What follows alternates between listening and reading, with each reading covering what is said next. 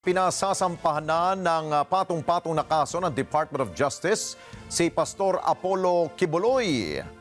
Sa pahayag ng DOJ, may mabigat na basehan at mga ebidensya para isulong ang kaso laban kay Kibuloy. Boy Rencina sa balita.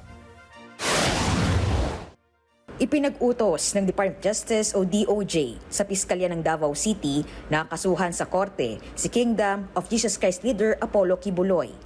Ito'y matapos paboran ng DOJ ang petition for review na inain ng biktima at baligtarin ang pagbasura ng Davao City Prosecutor's Office noong 2020 sa kaso. Ayon kay Justice Secretary Spino Mulya, nakitaan ng mabigat na basihan para sampahan ng mga kasong sexual abuse of a minor at other acts of child abuse, cruelty, or exploitation sa korte, si Kibuloy at 5 pang individual. Pinag-aralan namin ng gusto at ang lumalabas talaga rito ay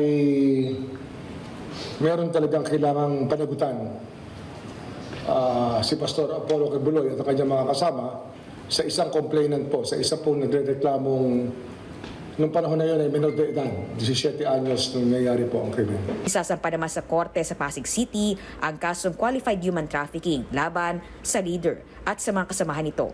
Kaugnay nito, nilagdaan na rin ni Remulla ang Immigration Lookout Bulletin Order laban kay Kibuloy. Maghain naman anya ang DOJ ng mosyon sa korte para mag-issue ng Precautionary Hold Departure Order laban kay Kibuloy upang hindi ito makaalis ng Pilipinas habang dinidinig ang kaso. Hihiling din ng kalihim sa Korte Suprema na mailipat ang paglilitis sa kasong sexual abuse laban kay Kibuloy sa Maynila mula sa Davao. Mahirap pong magdemanda sa isang lugar na kung saan malakas ang kapangyarihan ng mga taong binabangga at mababangga at tatamaan.